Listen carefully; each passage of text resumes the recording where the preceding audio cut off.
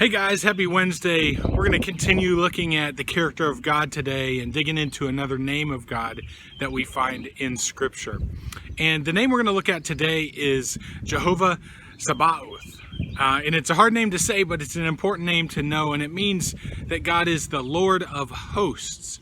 And it's a name we see people turn to in the midst of desperation, when they're kind of at an extreme, when there's nowhere else to turn from their perspective, when they have gone through every resource that they have and they've kind of come to the end of themselves, and they say, I know there's only one place I can turn, and that is to the Lord of hosts. And so we see this name show up for the first time in the book of 1 Samuel.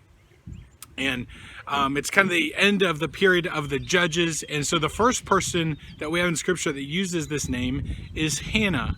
And if you know her story, she's married, but her husband has another wife as well. Hannah does not have any children, and the other wife does. And so her husband's other wife just persecutes her time after time, day after day, and just mocks her for not having any children. And so Hannah goes and she prays to the Lord of hosts, and she just asks that he would step in, asks that he would protect her, asks that she might have a son.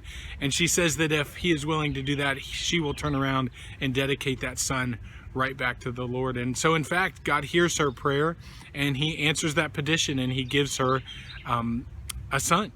And so he steps in and he protects her.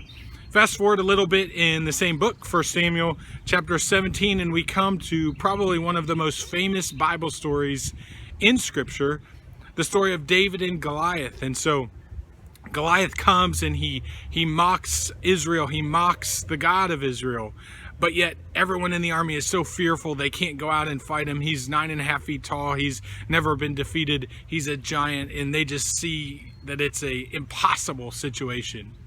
Well, here comes David, and he sees the threat, and he steps up and he says, I'm willing to go and fight this Philistine. And so he walks out onto the battlefield, and Goliath begins to mock him. And David says this, you come to me with swords and spears, but I come to you in the name of the Lord of hosts. David says, you might have all the weapons, you might have all the experience, you might have all the size, you might have all the strength, but I have the God, the Lord of hosts. I have the head of the armies of the universe on my side.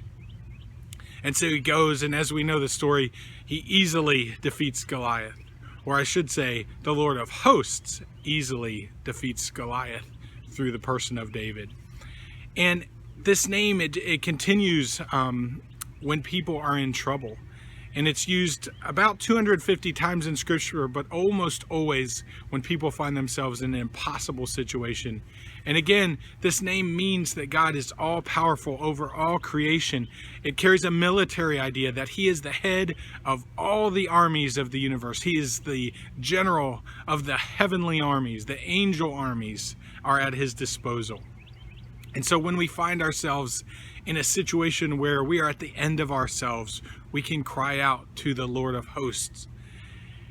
He is there for us. If we know him, he is on our side.